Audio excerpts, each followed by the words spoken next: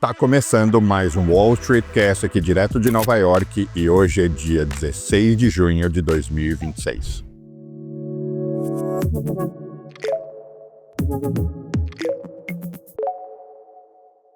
Sejam todos muito bem-vindos, obrigado pelo carinho, pela audiência. Eu sou Bruno Corano. Se você ainda não me segue nas outras redes sociais, é um prazer, é sempre meu nome inteiro, LinkedIn, Instagram, YouTube, todas as redes. E hoje, no Wall Street Cast dessa semana, eu vou trazer um conteúdo diferente do habitual. Para quem não sabe, eu criei um quadro no meu YouTube que se chama Carteira Aberta, onde basicamente eu convido seguidores a terem a sua carteira analisada ao vivo por mim, de uma maneira que eu vou verdadeiramente mostrar o que eu concordo, o que eu discordo, por que eu discordo, quais os fundamentos. Vou alertar a pessoa de coisas que estão sendo feitas erradas. Então, se você tem dinheiro investido, não importa se são 5 mil reais ou 50 ou 500 milhões de reais, vale muito a pena assistir esse bate-papo de hoje que eu tive com um potencial cliente, né? Ainda não é meu cliente. E para quem quiser assistir os outros episódios já gravados, é só visitar o meu YouTube. Obrigado por ter aceitado o convite para uma... Imagino, né, que se é diferente para mim, imagino que seja diferente para você também. Totalmente, só não é 100% diferente porque na quinta-feira passada eu acompanhei como convidado. Bacana. Bom, vamos... eu sei que tem uma coisa que eu brinco às vezes com pessoas, né, chegadas, eu falo assim, ó, pode me perguntar tudo, só não me pergunte quanto eu tenho no banco, que eu vou mentir. Porque meus amigos ricos que acham que eu sou rico vão ver que eu sou pobre, e outras pessoas meio duras vão achar que eu sou sequestrável, então é melhor deixar para lá. Concordo. Bom, embora a gente esteja sendo transmitido, gravado, mas a ideia é fazer disso aqui um bate-papo como se tivesse só eu e você. As pessoas também vão naturalmente mandar eventualmente perguntas, dúvidas, e a gente, em algum momento, talvez se der, a gente até para responder, mas o foco somos nós aqui. Legal. Me fala de você. Você tá no interior de São Paulo? Ribeirão Preto. Nasceu e cresceu por aí? Não, sou nascido em São Paulo, já morei no Rio de Janeiro, já morei nos Estados Unidos e fazem 12 anos que eu voltei para cá. E qual que é a sua área de atuação profissional? Atualmente eu mexo com uma pecuária, faço algumas incorporações no ramo de imobiliário, compro, vendo e loco também. Faço algumas operações na bolsa com relação a boi gordo, arroba de boi gordo, faço trade de boi gordo. E o que eu mais gosto de fazer é viajar. Bom gosto. Quando eu estiver em Nova York, já tá convidado para um café, para um almoço, jantar. Muito obrigado. Não sei se você gosta de visitar uma cidade tanto concreto e asfalto, mas não sei se às vezes aparece por aqui. Estive aí em janeiro. Puxa, pena que a gente ainda não se conhecia. Não tem problema. Teria sido divertido. Legal. E me fala quais são, nesse mundo, né, de finanças, quais são os pontos iniciais de dúvida, desconforto ou questões que você gostaria de trocar uma ideia? O meu objetivo é ter uma carteira aí de renda passiva, né? No médio e longo prazo. O desconforto, acho que é o que a maioria sempre tem, que é ser atendido por um banco, por uma corretora. E aí, aquela brincadeira que eles vão sempre oferecer o que é melhor para eles, né? Eu já venho investindo aí nos Estados Unidos há mais de 10 anos, a questão de perda de poder de compra entre real e dólar. O real é menos de 1% do dinheiro do mundo, o dólar, sei lá, deve ser 60%, se não é quase isso. Então, essa linha de raciocínio minha de diversificação eu já tenho. O que é desconfortável hoje? é não saber se eu estou bem posicionado. Mesmo que o ano passado a carteira rendeu 12% em dólar, mas eu já fiquei sabendo que a minha carteira 12% é legal, mas teve gente que teve 15, 18, 20, que o ano passado foi um ano muito bom. Então, assim, a pergunta é: estou perdendo oportunidades? Diferentemente do ano passado que deu 12, esse ano até 31/5 deu 2,3. Então o desconforto até fica maior, né? Será que eu estou bem posicionado? Será que os produtos que eu tenho na minha carteira são produtos interessantes somente para a instituição financeira ou para mim também? Esse acho que é o grande desconforto. E quem te ajuda lá? Você é atendido por um assessor, é isso? Sou atendido por um assessor aqui no Brasil e um assessor aí em Miami. Aí não, em Miami, né? Desculpa, eu vou fazer umas perguntas que às vezes podem ser. E você conhece. Como é que você chegou até lá? Você conhece profundamente essa pessoa? Sabe da história dela, das realizações, onde estudou, etc, etc. Eu posso falar por quem que eu sou atendido pela instituição ou não é legal? Não, por mim, não sei provar aqui, por mim, pode falar tudo. Eu sou ex Itaú Private, do Itaú Private eu fui XP e da XP hoje eu estou BTG. Então, E aí, respondendo a sua pergunta.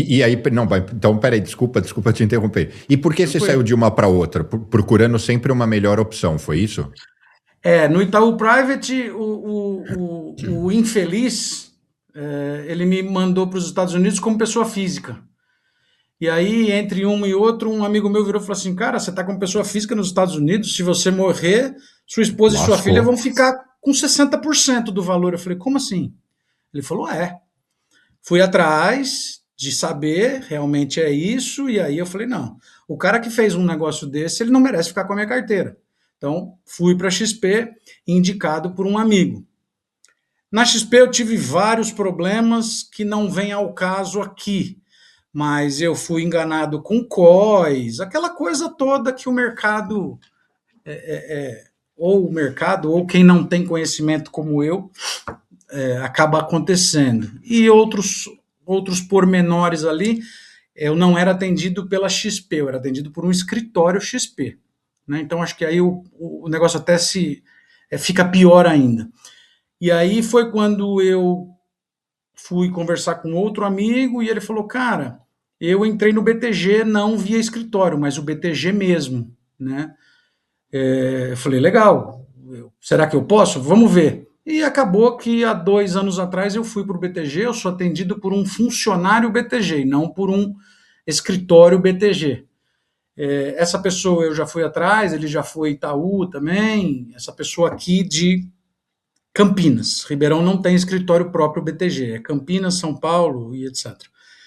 Em Campinas, e fui lá e conheci o cara, e aí assim, né?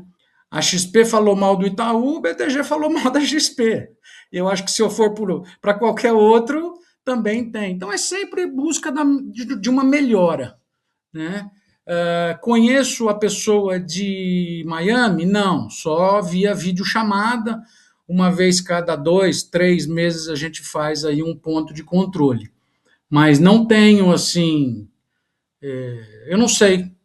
São profissionais, funcionários BTG direto, mas eu não tenho como te falar, não, eu conheço, já fizeram isso, isso, isso. Tiveram pontos positivos sim no BTG, que eles mexeram no meu seguro de vida, me ajudaram a fazer aí uma parte da sucessão, então tem pontos positivos, mas a carteira a gente sempre fica atrás, né? Entendi. E você é cobrado, qual o sistema? Tanto no Brasil quanto aqui nos Estados Unidos, você, em tese, não paga nada? Eles trabalham no sistema de comissão? Em tese eu não pago nada, que é o que deve sair mais caro, né? Então já vai a primeira bronca aí. A primeira bronca do tipo, você também pede, né? Tô brincando. É uma brincadeira, mas é verdade, Mas né? é uma brincadeira, mas é sério, né? É. Não, Mas, não eu, tem mas, almoço grátis, né? mas deixa eu te falar uma coisa. Eu atendo pessoas altamente assim bem-sucedidas e qualificadas. E o meu melhor amigo, ele é um jornalista super bem sucedido, era diretor de jornalismo de uma emissora de TV, e eu não queria, por muitos anos eu falei, eu não vou te atender, você é meu melhor amigo, eu não quero misturar as coisas, eu já tenho cliente, assim. Mas um dia ele pegou e falou, Bruno, cara, você tem que olhar, cara, porque eu tô aqui, bateu 40% do CDI, cara, tem alguma coisa errada. Bom, e aí eu fui lá e falei, tá, manda aí, vamos olhar, na casa dele. E aí eu comecei a olhar e falei, por que você comprou isso? Por que você comprou aquilo? Resumo da história, ele é um cara super preparado, inteligente, super bem sucedido, mas é uma coisa que eu compreendo plenamente, porque as pessoas estão ocupadas. Ele falou, Bruno, não tenho tempo nem para almoçar. O cara ligava lá, falava que estava vencendo tal coisa, eu dizia, o que você recomenda? Ele falava, eu recomendo tal coisa, eu dizia, compra. Então eu estava achando que tinha uma ética, uma responsabilidade fiduciária, e então eu entendo isso porque em algum grau eu também sou uma presa, no bom sentido, em indústrias que eu não manjo, né? Se eu for entrar no agronegócio, vão me vender um boi pelo preço de um elefante, né? Porque eu não entendo. E tudo que a gente não tem conhecimento, a gente fica exposto. Então, assim, a ideia não é o Carlos errou, eu também erro, todo mundo erra. Quer dizer, não é bem erro. Isso, no fundo, é o sistema que ele é um tanto quanto mal regulado e um pouco cruel, né? Mas a gente vai chegar lá. Bom, mas aí, então, hoje a sua desconfiança bom, e agora eu vou educadamente te provocar e te deixar um pouco mais bravo. Manda. Pela legislação americana, eu não posso me promover falando eu atendo Michael Jackson, eu atendo a Madonna, a não ser que a Madonna e o Michael Jackson falem, o Bruno, ele me atende e eu autorizo você dizer para quem você quiser que você me atende. Então, é por isso que eu vou mencionar aqui essa pessoa. Eu atendo Marília Gabriela, jornalista, família, todo mundo, né? O dinheiro já vem do pai do ex-marido, é uma longa história, mas o Cristiano Cochrane, que é o filho, é quem cuida do dinheiro. Então, ele é o principal canal de contato. A carteira pessoal dele, em 2025, fechou em 41% em dólar. Foi mais que a minha, tá? Foi mais que a minha. Então, tudo bem, ela era um pouco mais arrojada, etc. E olha que interessante, depois eu posso até compartilhar isso, seja hoje ou numa reunião só nós. A mesma carteira. Olha que interessante. Os mesmos ativos na carteira da mãe rendeu 18. Como? Balanceamento. Então, imagina, é quase como assim, né? Eu vou comprar galinha, eu tô falando do seu mundo e eu não entendo muito, tá? Mas eu vou comprar Nelore, eu vou comprar pato, eu vou comprar isso, eu vou comprar aquilo. Mas eu vou comprar 10% de cada, sei lá, 20% de cada. E a outra carteira, não. 50% é gado, só 5% é pato. Então, só de você recalibrar, uma foi de 18, que não foi ruim, para 41. Então, enfim, mas foram realmente, esses últimos anos foi muito fácil, né? Assim, eu sempre digo o seguinte: o gestor bom é aquele que consegue contemporizar as coisas quando as coisas estão mal, né? Porque ganhar com o vento a favor, né? Caminhar com o vento, navegar com o vento a favor, qualquer um vai, né? Alguns vão mais, outros vão menos. Mas ok. E aí, você falou que você tem dúvidas para saber como é que a carteira tá. Você quer comentar mais alguma coisa ou você quer que eu comece a olhar aqui e dar meus pitacos? Não, não tem mais nada para falar. Eu te passei a carteira, né? E aí queria realmente que você analisasse aí. Tá, eu tô abrindo.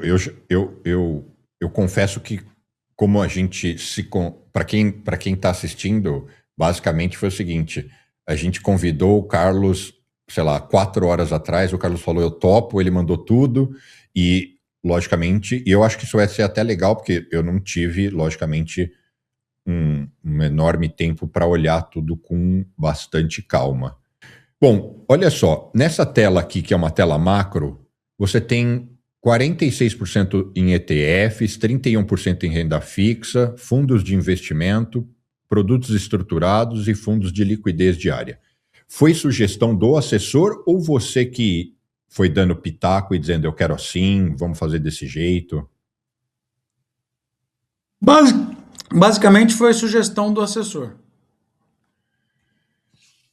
Aí, agora eu vou ter que ir pegando aqui. Eu acho que até dá para passar aqui. Dá. Aí você tem State STR, SPDR, só que aqui não fala concentração nesse ETF. E fica absolutamente à vontade para me fazer qualquer pergunta, porque eu também não quero parecer aquele cara indelicado de falar, pô, Bruno, eu já sei o que é ETF, não precisa me explicar. Ao mesmo tempo, eu também não quero sair falando coisas que você fala, Bruno, não, mas peraí, me explica o que é um ETF. Então, fica à vontade para me questionar. Tá.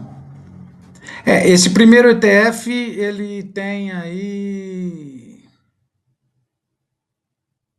Opa, acho que 11, ele tem aí 15% da carteira nesse primeiro ETF. você está olhando isso aí em outra Isso, tela, né? isso. É que se você tirou o valor aí, você não consegue percentualizar, né? Mas É. dentro aí da macro ETFs, esse ETF do SP 500, ele tem, da S&P 500, ele tem 15% da carteira. Tá, e o Vanguard abaixo? 12%. Eu vou dar uma passada rápida e depois a gente volta Tá. e olha tudo com mais calma. Por exemplo, Kodiak. Kodiak eu comprei por causa de quem? Minha causa? Sim, senhor. Que responsabilidade. Eu comprei Kodiak segunda-feira, agora, segunda-feira dessa semana. Tá, então eu já vou dar outra bronca respeitosa, né? Porque, no fundo, é um ativo que eu acredito, mas eu vou ter que tentar entender a carteira no todo, né? Mas é um movimento. Onde eu quero chegar? Fazer stock picking, que é isso, ficar pescando ações, é uma coisa que tem que ser feita com muito cuidado, né? E às vezes a gente consegue diluir risco e aumentar a performance pegando ETFs setoriais bem específicos. Porque, no fundo, pensa comigo, a gente sabe que a indústria de caminhões vai se modernizar, mas a gente não sabe exatamente quem vai sair vencedor dessa história. Então é quase igual telefonia. Era a Motorola, agora não é mais. Agora é o BlackBerry, agora não é mais. Agora é a Nokia, também não é mais. Então, Sim. é um exemplo, né? Então, esse às vezes, mas a tese de que telefonia móvel era um negócio em franca expansão e seria por décadas, essa dúvida a gente não tinha. Então, a dúvida que a gente não tem é a indústria de direção autossuficiente, né, autônoma, não tem volta, ela só vai crescer. Agora, quais vão ser os vencedores ou os mais bem-sucedidos dessa história é o que a gente não sabe. Nesse momento, a Kodiak está, se fosse uma corrida de cavalos, ela está na frente. Mas tem coisa para correr aí, né? Eu Bom, fiz uma análise muitíssimo superficial. Nas últimas 52 semanas, a Kodiak bateu 11,5 e flutuou até 5,3 dólar por ação. E aí eu falei assim, então vamos, eu comprei a 6 ponto alguma coisa. legal. Não é um ativo que tem alto potencial de gerar bons ganhos, né? Sem dúvida nenhuma. iShares Russell 1000, iShares USD Tips USD, Emerging Markets, aí já é um valor bem menor, Berkshire Hathaway, Public Limited, Select Sector, Reeves Utilities. Tá, aí entrou aqui BBVA México. Isso aqui é um bond, é isso? É, é. Tá. Você tá. Só como você tá. Logicamente, o ativo é seu, só para ver se eu não tô lendo nada errado. Você comprou esse bond a 7,625 fixo em dólar com vencimento para 2035. Isso. Tá. Aí você vai me perguntar por quê? É, Não sei, não sei te responder. foi em recomendação do assessor. Tá. Não é. Não, eu vou mostrar que eu não faria isso. Mas também é muito fácil para alguém chegar e criticar engenheiro de obra pronta, que fala, eu faria diferente. Mas eu vou te dizer, só para você e quem está assistindo, colher alguns princípios que são assim sagrados. O primeiro é abrir mão de liquidez. Tem que ser um negócio assim extraordinário. É quase como assim, eu vou casar, mas para eu deixar de ser solteiro, a mulher tem que ser assim, porra, tem que ser, né? Porque senão por que eu vou deixar de ser solteiro? Jovem, no shape, independente. Para quê? Para arrumar dor de cabeça?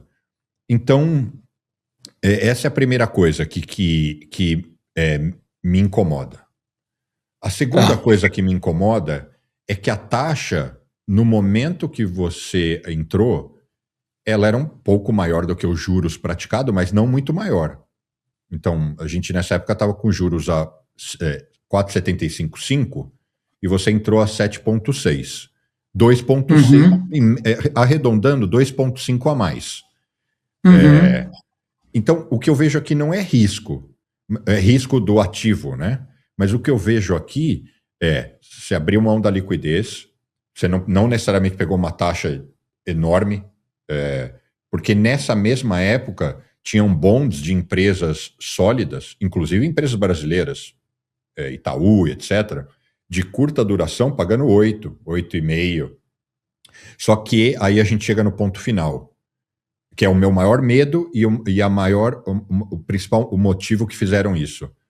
O meu maior medo e se a inflação... eu tenho medo só de errar o ano. Nos anos, em 80, 81... Esquece, o ano vamos abstrair, porque eu posso errar. O Volcker, que era o presidente do Banco Central americano, para combater a inflação, levou os juros americanos a 18. Eu não acho que isso vai acontecer agora, hoje, mas eu também a gente não imaginava que Irã e Estados Unidos iriam entrar em conflito. Então, o mundo tem um grau de imprevisibilidade. 2035 é um horizonte muito extenso. O Trump, não só o Trump, mas as próximas eleições, etc., tanta coisa pode acontecer que, tudo bem, os juros não precisam ir a 18, mas e se a inflação americana explode e os juros vai a, sei lá, 10? Então, esse é o medo. Aí você fala, tá, mas então por que o cara me vendeu isso? Porque toda vez que você amarra o dinheiro do cliente em um ativo pré-fixado, quanto maior o prazo, mais comissão gera. É como, eu vou fazer uma analogia assim, muito simples. Você falou que você mexe com gado. Eu te dissesse, Carlos, é o seguinte, eu vou te arrumar um cliente que vai comprar 5 mil cabeças de gado por ano, nesse ano, em um ano. Quanto você me dá? Você vai falar, pô, Bruno, 5 mil cabeças, vai comprar esse ano, vou te dar 2%. Aí eu volto para casa e falo, não, eu te mando novidades. Aí eu volto para casa e depois te ligo de novo. Carlos, é o seguinte, o mesmo cliente, eu convenci ele, contrato assinado, sem opção de rescisão, garantia total. Você vai ter, ele vai comprar 5 mil cabeças de gado por ano durante 5 anos. Quanto você me dá agora? Eu falo, pô, então agora eu te dou muito mais. Essa é uma lógica simples, porque quando você amarra o dinheiro do cliente, você fez uma venda para a instituição que está vendendo o título, ou seja lá o que for. E ela fala, tá bom, te gratifico mais. É isso. Então, só para te explicar a malandragem, ou sujeira, ou sei lá, a expressão Uhum. que quiserem usar, né? Mas qual é a dinâmica por trás disso? Conceitualmente, então, você é contra o prefixado. Raríssimas, de forma geral, sim. Raríssimas exceções com prazos muito mais curtos, em momentos geopolíticos muito mais previsíveis, eu diria que ok. Ou ao contrário, se as coisas estiverem muito ruins, né, no sentido de, assim, o mundo quase acaba, o mundo quase acabou, sabe, crise de 2008, que o sistema financeiro quase foi à ruína, e aí tem um monte de coisa barata e algumas podem ser pré-fixadas, mas você sabe que dali não passa, porque o Fed injetou 2 trilhões e que as coisas vão começar a se reanimar. Então, é muito. Tem exceções, mas por que em geral não funciona? Porque perder a liquidez custa muito caro. Porque se a gente, sem mencionar o saldo, né, aqui, se eu falasse agora, Carlos, tem uma tremenda oportunidade para comprar o IPO da SpaceX. E você fala, porra, mas tá tudo amarrado, então não tem de onde tirar. Né? Então é isso que custa caro. Bom, Goldman Sachs, 6 e vencendo em 37, 6,7. Já é até um pouco pior. Disney, esse aqui é ação específica, né? É, Franklin Liberty Shares. Eu também não. Eu também não gosto de comprar em ação específica, a não ser que eu seja Deixa eu explicar melhor. A gente, de forma geral, abomina fazer stock picking, a não ser que seja uma coisa muito assertiva. Mas para eu ter uma absoluta certeza, a gente precisa fazer um valuation com muito cuidado. E que valuation é muito parecido com, sei lá, chefe de cozinha. Não basta ter a receita. Se a minha avó. Eu pego a receita da minha avó, fica uma merda. Só que a minha irmã pega a receita da minha avó, não fica igual da minha avó, mas fica melhor. Uma das estratégias aqui que é absurdamente vencedora é de um dos meus sócios, depois eu posso contar a história dele, que ele acompanha há exatos 30 anos 65 empresas americanas. Então, ele tem muita propriedade e muita profundidade sobre aquilo que ele está fazendo, além de ser um cara. Ele é de São Carlos, ele fez engenharia na USP, trabalhou anos na McKinsey no Brasil, veio fazer MBA em Colômbia, trabalhou na McKinsey em Corporate Finance anos, foi contratado por um hedge fund, criou o hedge fund dele, vendeu, super bem sucedido, e hoje ele atende fundos de pensão e etc. É uma história longa, mas ele tem uma estratégia que é isso. Ele tem lá Johnson Johnson, 3M, só empresas de assim, primeiríssima linha, e muitas delas que os brasileiros não conhecem, porque são empresas americanas, por exemplo, maior fabricante de garrafa de vidros do mundo, maior fabricante de espuma. Então, e ele fica. Não é que ele sai da Johnson e vai procurar algo fora, não. O valor da Johnson está abaixo do valor justo, ele pega e compra. A Johnson começou a subir, aí chega um momento que subiu demais, ele liquida, ele shorteia. Então ele fica fazendo uma dança só dentro desses ativos, que são ativos líquidos e seguros. Então, isso é uma forma de uma cesta de stock picking com gestão ativa muito cuidadosa. Então, é isso. Mas vamos ver aqui, então. Franklin Liberty Shares, Glencore, ArcelorMittal 2032, 6,8. Tem bastante. Não sei se tem bastante, que eu ainda não olhei tudo, mas tem vários títulos, né, pré-fixados. é JP Morgan. o Arcelor é o último. Depois entra em Depois vem os fundos, né? fundos. É. E todos esses fundos são com liquidez ou eles têm lock, né? Bloqueio? Boa pergunta. Tá. O cara não discutiu isso com você. Olha, esse é um Não, fundo. não. Já não. Assim, estamos aqui para papo franco, né? Já não gosto Uhum. disso, né? Porque, porque eu acho que você sempre tem. Olha, eu sugiro esse prato, mas ele vem com muita pimenta. Eu sugiro esse prato, mas ele tem muita gordura. Então, eu acho que toda sugestão financeira você tem que sempre mostrar os fundamentos e você tem que sempre passar por uma espécie de um checklist, porque tudo que a gente fala de dinheiro, o que a gente quer saber? Retorno é garantido? Não é? Fica preso? Não fica? Tem penalidade? Qual o risco de volatilidade? São coisas que, seja lá o que a gente for falar, é um checklist que, assim, já me traga, o ativo já com essas. Porque senão, como é que você quer que eu escolha, né? É assim que em tese, eu quero, essa mensagem que eu quero que fique. Para te falar a verdade, eu nem sabia que poderia ficar, que teria que existiria a possibilidade desses fundos ficarem presos. Basicamente eu escolhi esses fundos, Pinco, JP Morgan, pela robustez deles, né? Tá. E aí, olha só, talvez amanhã você ligue para o seu assessor e ele vai falar: imagina, o Bruno é um imbecil, claro que tem liquidez. E aí eu falo, então pede para ele liquidar. Ele vai ter que vender no mercado secundário, e aí a sua cota, por exemplo, é que eu troquei de página, a sua cota do JP Morgan Global Corporate Bond Fund Class, é a sua cota que estava aqui a 16851. isso. Para liquidar, você vai ter que vender a 110. É líquido. Isso não é líquido. Isso não é Porque, líquido. isso não é líquido. Porque igual um imóvel. Imóvel tem liquidez? Depende da Não, perspectiva econômica, a resposta é não, porque você tem que pôr a não. venda, sabe-se lá o momento de mercado. Liquidez é o seguinte: dá aqui meu dinheiro. Então, eles insistem em falar que é líquido, mas ou às vezes tem trava de fato, não dá para sair.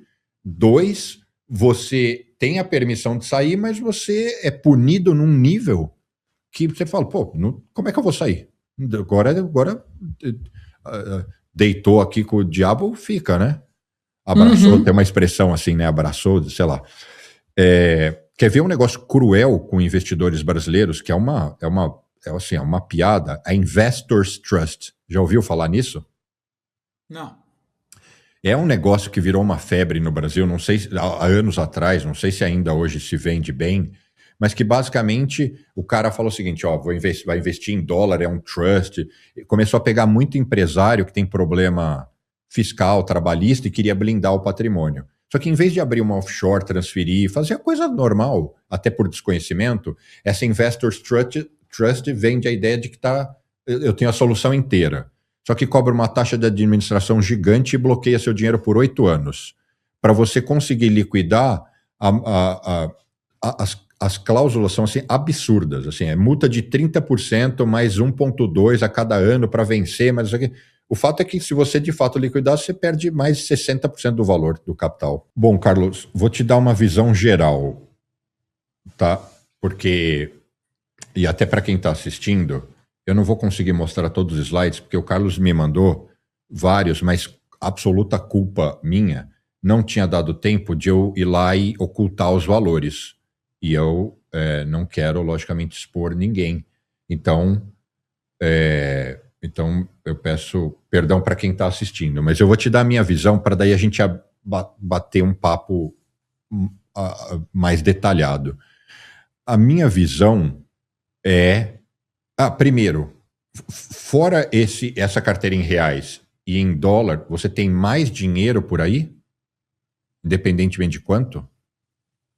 Sim, Tá. E sim. Eu tenho dinheiro alocado em negócios? na minha última incorporação, por exemplo. Entendi. E tem também ativos imobilizados, imagino, né? Sim, sim, sim, sim. Tá. É mais ou menos assim: 45% dinheiro e 55% imóvel. Entendi. Imóvel desde a fazenda, que é propriedade rural, propriedade comercial, residencial. Bom, Carlos, minha visão geral, mas eu vou precisar fazer essa lição de casa para te mandar. Como é que a gente faz quando alguém nos procura? Eu converso, tenho uma reunião relativamente longa, colho os dados e aí eu peço 2, 3 dias para fazer uma análise a fundo de pegar e falar: você tem aquele fundo, eu vou lá ver quanto ele está girando, como é que ele se comportou, qual é o lock, né, a trava dele, se tem, se não tem, multa de liquidez. Eu vou resgatar essas informações para não dar trabalho para o potencial cliente. E mais do que isso, aí eu vou fazer literalmente aqueles desenhos de pizza de mostrar: ó, hoje o balanceamento está assim, isso eu acho legal, isso eu não acho legal. Logicamente, aqui eu estou estimando pela minha percepção de tudo que eu olhei. Então, o que eu acho? Eu acho que os fundos de investimento, eles custam muito caro para rodar, porque eles têm uma taxa de administração pesada. É lógico que é isso que eu preciso fazer. Eu preciso ir em cada um deles para ver as taxas. Mas, em geral, os fundos de investimento, eles são onerosos. Por isso que, de 20 anos para cá, os fundos não param de perder dinheiro. Não é que nem todos rendem mal, não é isso. Mas eles não param de ter gente sacando, porque os ETFs são veículos muito mais eficientes, porque eles são baratos. E porque eles têm liquidez, porque não tem penalidade.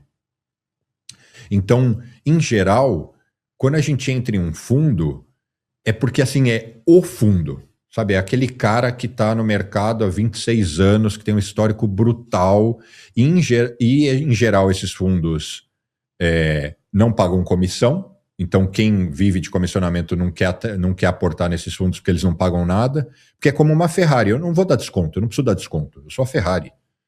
Então eles não precisam nem nada, e eles às vezes eles não precisam nem ir para o mercado, porque eles literalmente rodam alguns e-mails, algumas casas, como a nossa, mas tem outras literalmente mais de 2.000 aqui em Nova York, e eles já fazem o funding.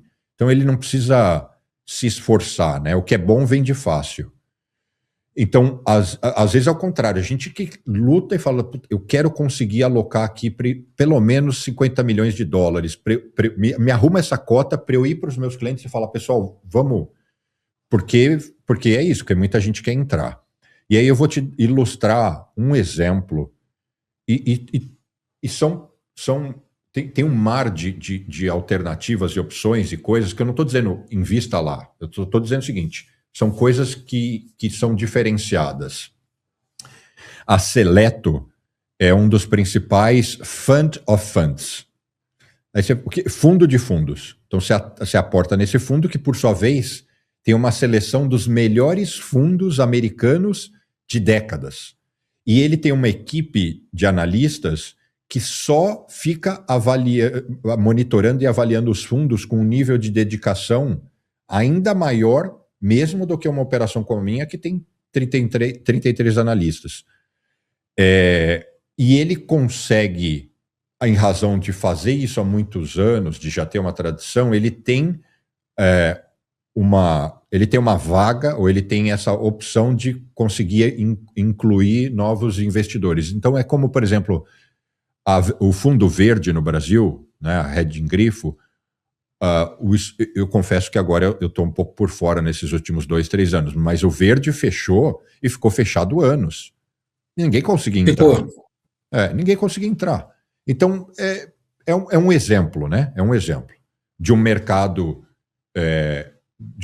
que aqui é infinitamente maior, tem muito mais oferta, mas os melhores retornos são mais difíceis de você pensar. Então, essa é a minha primeira crítica respeitosa.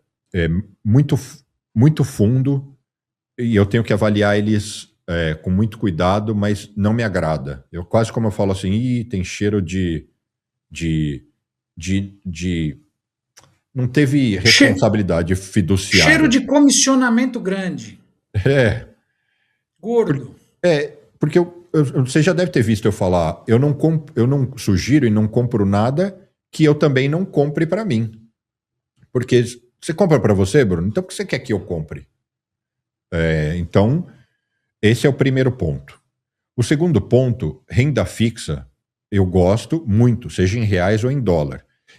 Mas desde que ela preserve o mais importante, que é liquidez.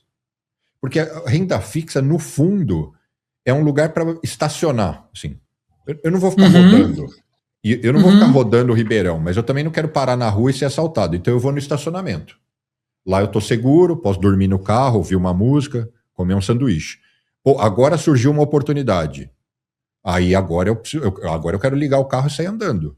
Então a renda fixa, de forma geral, ela tem dois propósitos essenciais na minha visão. Diminuir volatilidade, mas especialmente prover liquidez para a gente poder falar, opa, agora tem essa oportunidade, e do mesmo jeito que apareceu uma oportunidade, um outro papel ou investimento vai estar liquidando, então vai voltar. Então, a renda fixa ela fica oscilando, às vezes vai ter menos dinheiro em caixa, mais, eu chamo até isso de dinheiro em caixa. E aí, quando você vê a minha carteira posicionado em CRI e CRA, está totalmente errada. Porque, novamente, se eu precisar sair desse papel, eu vou para o mercado secundário e vou tomar uma marcação de mercado. Mas aí eu tenho que. Mas eu me preocupo mais com a sua renda fixa americana, até porque o valor é muito maior. Ah, ok. Mas eu concordo com o que você disse. Só que, bem ou mal, olhando o tamanho da sua carteira, em termos de volume, você tem lá uma merrequinha lá em reais, assim, né? Comparado, né? Então é quase Sim. como. Tudo bem, assim, não me machuca. Tá bom. E talvez. Deixa eu voltar lá e ver quanto que estavam pagando, como é que tá aquele CRI. Porque isso é outra coisa. Às vezes o CRI, ele tem um lado negativo e não traz... ele tá com 6,40 IPCA mais 6,42. Tem vários aqui, né? O que eu consigo... 110 do CDI, 96, eu preciso 12. olhar com calma, porque os que eu achei aqui é verdade, 110, 96... o 110 do CDI eu gosto. O 96,50 não. E o IPCA mais 6 também não. Então tem que olhar com muita calma. Mas, no fundo, esse é um exercício ou um questionamento que você mesmo pode se fazer, que é o seguinte: eu não poderia estar no CDB do Itaú? Assim, né, um produto que você, pelo jeito, foi ou ainda é correntista do Itaú, eu sou, que literalmente você pega o CDB do Itaú, você fala, eu quero dinheiro, você entra no aplicativo, você aperta, ele vai para a conta na hora, pode ser 1 da manhã, domingo, pronto. Liquidez diária, dependendo do minimamente 100% do CDI, seguro, porque se o Itaú quebrar, o Brasil já vai ter quebrado uns meses antes. Faz tempo. Então, aí você ainda acompanha os juros, que começou suavemente a cair, mas eu fortemente defendo que não só não vai cair, como eu acho que a chance é enorme de subir, se não subir bastante, em razão do que a gente pode enfrentar pela frente. Então, você ainda consegue, você vai acompanhando a maré, né? O barco vai acompanhando a altura da água. Mas então, voltando, o que me preocupa mais é a concentração de renda fixa, especialmente americana, por causa as aparentes travas. Os fundos eu já falei, só que quando a gente junta os seus fundos com renda fixa, já dá mais de 50% do capital. Fundo e renda fixa vai dar 53%. Você é engenheiro? Não, Você estou na lista de sistemas. mas é que você faz conta rápida. A conta... Isso é típico de engenheiro. Então, ok. Aí as ações e os ETFs. O que eu vi rapidamente tem um pouco de sobreposição de ETFs, ao mesmo tempo que falta diversificação. Você fala assim, como falta diversificação? Eu posso contar aqui, mas sei lá, tem 10, 12 ETFs diferentes. mas eles são muito parecidos. Eu não lembro, você pode me corrigir, eu não lembro de ter visto ouro e prata aqui, e nem estou dizendo que nesse momento é uma boa, mas ouro e prata, eles puxaram muito as carteiras nos últimos 2 anos. Então, eu vejo que, por fim, o modelo de remuneração, Sim.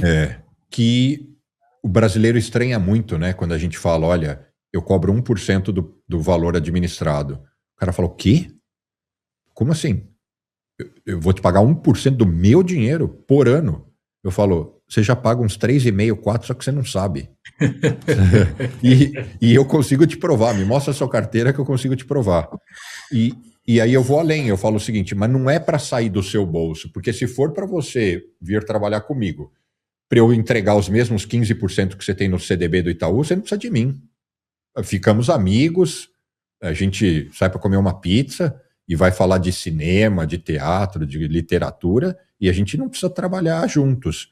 A minha obrigação é ter que ser o sniper, né, do negócio, de ficar encontrando, fazendo as movimentações e com esses preceitos éticos de a gente nunca vai chegar e falar e não informar. Ó, são essas características, a liquidez, não tem trava, os preceitos éticos que são, acho que, a base da história.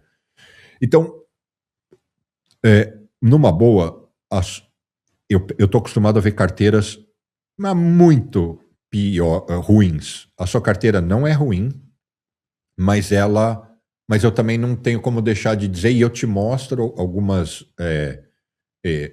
numa sequência, se a gente tiver, eu te mostro, eu te monto algumas variações e aí eu fundamento por quê, mas eu acho que só de tirar os fundos, diminuir a taxa de administração, ir para veículos mais eficientes e redistribuir os ETFs, só isso já dá um novo ar total, assim, um novo fôlego para a carteira. Não sei se eu falei demais, não respondi nada, ou se de alguma Não, forma eu agreguei. não, eu não sei quem está escutando aí o que que acha, mas eu esperava já alguma coisa nessa linha, né? O meu know-how é pequeno com relação ao entendimento aí das linhas de investimento nos Estados Unidos. Tenho certeza que quando você não paga, você paga caro, né?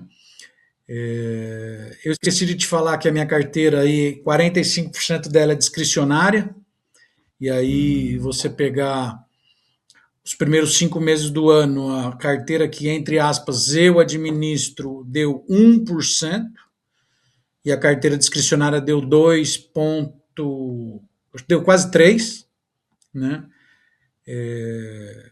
Mas Então, você verdadeiramente administra ou você só autoriza? Só autoriza. mentirosamente eu administro, Entendi. né?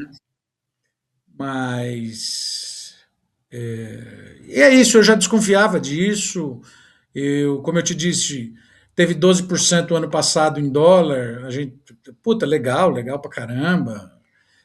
Mas teve carteira de amigo meu que deu 17, deu 20, deu 22. Eu falei, opa, peraí, acendeu uma luz amarela. Eu falei assim, eu vou atrás, né? Eu vou atrás de pesquisar isso. E essa questão de você, essa analogia que você fez entre o assessor e o médico, ela é válida para mim não quando você se relaciona com uma instituição do tamanho de um BTG, de um Itaú, de um JP Morgan, né? Porque é o que você falou, no final do expediente vai entrar o cara lá e vai bater o bumbo no salão e vai falar assim, precisamos vender tal. E o cara vai entrar em contato e vai te convencer, Até porque porque você está trabalhando e não sei o quê, e vai pegar o produto que vai dar mais comissão para eles. E a gente vai estar intrinsecamente pagando um pedágio aí muito maior. E é diferente de você contratar uma boutique, eu já venho com essa ideia de investimento, onde fica claro, né? e O seu você custo e o seu retorno. e você chegou a conversar com alguns players de mercado? Qual foi a sua impressão? Eu cheguei a falar com uma pessoa e você é o segundo, será o segundo, né? E a impressão é a mesma. Me parece que é a evolução, né? Quando a gente tinha o dinheiro lá 10 anos atrás, no Banco do Brasil, no Itaú, no Bradesco, há 20 anos atrás o dinheiro estava na poupança, e aí passou para renda fixa, e aí conseguiu 50% de aumento na taxa, e aí vieram as corretoras, e a gente tirou o dinheiro dos bancos e mandou para as corretoras, e você teve um aumento, e hoje a evolução, para mim, eu acho que eu estou atrasado, é ir para uma boutique, porque aí é o que você falou. Os caras feras do JP Morgan já saíram, eles saem todo mês. Os caras do Safra, a mesma coisa, e de todos os outros.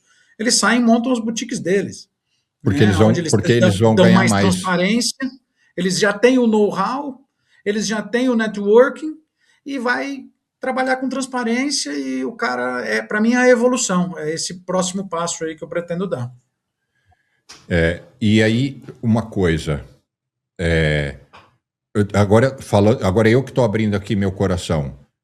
Uma coisa só que eu acho assim horrenda que eu tenho visto no Brasil é que a imensa maior parte dos escritórios eles são fisicamente falando. Eu tenho um amigo que eu não vou poder dizer o nome, que senão ele me mata. O escritório dele é mais bonito que o BTG. O prédio fica atrás do BTG. E eu falo para ele, cara, seu escritório é o escritório mais bonito do mundo. Eu vou vir para cá, vamos transformar isso aqui na Corano. E ele já está, acho que com 6 bilhões de reais administrando. E aí eu falo, cara, quem que cuida do dinheiro da galera? Ele tem uns 3 mequetrefe lá, 3 garotos de 25 anos, mas os caras do front são o senhor, cabelo branco, terno, armação Armani. Os vendedores. E eu falo, cara, você não...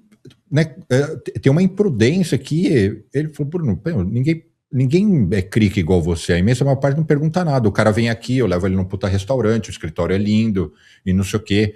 Aí eu tava outro dia lendo, e eu posso te mandar, eu posso te mandar, né, no privado até essa matéria. Eu acho que saiu no Valor Econômico, num veículo assim, de que uma dessas casas montou um restaurante dentro do 15º andar do prédio, e com uma adega de vinhos, não sei das quantas. E aí, isso aqui nos Estados Unidos seria motivo de chacota. Teria o efeito inverso. Porque assim, eu não tô aqui para almoçar ou jantar. Eu vim aqui para você cuidar dos meus interesses. Para comer, eu vou no restaurante. Assim, daria para a gente ficar aqui umas 4 horas e eu te contando onde estão as pegadinhas, mas câmbio é uma. Eu recebo clientes com muito recurso que estão no escritório da XP, lotado de COI, de fundo de private equity. Eu falo, você sabe o que é um fundo de private equity? Não. Você sabia que seu dinheiro vai ficar preso lá 8 anos? Não sabia, não. Você está errado. Pode virar Bruno. pó? E pode virar pó. Não, Bruno, você está errado. Acho que você está há muito tempo aí. E você tá. Não, eu tenho escritório em São Paulo, eu sei do que eu estou falando. Então, enfim, você já está muito mais safo, né, nesse sentido. E aí você fala isso e você é santo? Simplesmente porque eu trabalho no modelo que quanto mais o seu dinheiro crescer e quanto mais tempo você ficar comigo, é assim que eu ganho. Eu não tenho outra forma de ganhar. Para mim, o bate-papo fez total sentido. Como eu disse, para mim é a evolução. Do mesmo jeito que eu estou aqui, que eu preciso evoluir, eu tenho amigos que têm muito mais dinheiro que eu e tem conta no Banco do Brasil. Sabia que eu estou prospectando um empresário do agronegócio no Mato Grosso? Ele tem quase 400 milhões de reais na poupança no Bradesco. Meu Deus. Levou 2 anos para pelo menos falar, pelo menos sai da poupança. Pelo menos. A gente vai ficar amigo. Eu adoro cachorro. Ele tem um monte de cachorro. Vamos fazer. Quando ele vem aqui, a gente vai comer macarrão que ele gosta. Mas pelo menos sai da poupança. Então, tem de tudo, né, nesse Brasilzão. Mas legal. Bom, Carlos, muitíssimo obrigado. Eu confesso que, para mim, assim, foi uma honra e uma surpresa alguém com o seu nível de esclarecimento e carteira, etc., topar, assim, se doar no sentido de vir aqui compartilhar seus números, sua carteira, sua imagem. E quando eu pensei nesse negócio, eu imaginei que as pessoas iam achar que eu sou um maluco. Mas bacana que você assistiu o anterior. Mais bacana ainda de você estar aqui hoje. Então, muitíssimo obrigado. Espero ter Mas o contribuído. que me motivou realmente a participar foi porque eu assisti na quinta-feira passada. Eu achei super legal e eu, como ouvinte, a semana passada aprendi. Hoje eu aqui como convidado eu aprendi e da semana que vem vou aprender de novo, porque você nunca vai pegar um cara igual, né? Sim, Não, cada um vai ter não uma tem história, uma jeito. situação. E cada um vai ter uma pegadinha aqui, uma pegadinha ali, um vai estar ali num grupo de investimento. É bem legal. E todo E- mundo merece ter a oportunidade de investir bem, né? sim, até porque ganhar dinheiro é com muito suor, né? Assim, quem não está envolvido em alguma coisa absolutamente errada, estou falando Brasília e companhia, pô, dinheiro dá trabalho, né? Dá trabalho para ganhar e ele tem que ser muito bem cuidado, né? É isso aí. Então, Isso aí. Carlos, muitíssimo obrigado. A gente se mantém conectado, estou à disposição. Vou fazer a lição de casa que eu comentei. E daqui algumas semanas eu também devo estar por São Paulo, então eventualmente a gente combina, posso te visitar. Enfim, foi um prazer. Legal. O que você precisar, conte comigo. Obrigado por ter assistido até aqui. Eu verdadeiramente espero que você tenha gostado. Para quem quiser entrar em contato comigo, nas minhas redes sociais sempre tem um link para acessar a Corano Capital, ou pode até mesmo acessar o site coranocapital.com. Para quem quiser se candidatar para ter a sua carteira avaliada nesse modelo do programa, no YouTube você vai encontrar esses links, mas de qualquer forma, não necessariamente precisa participar do programa para que a gente possa avaliar a carteira. Enfim, agradeço a audiência, o carinho, vamos juntos, vamos em frente. Se lembre que na vida nada é por acaso e pela atenção, muito obrigado.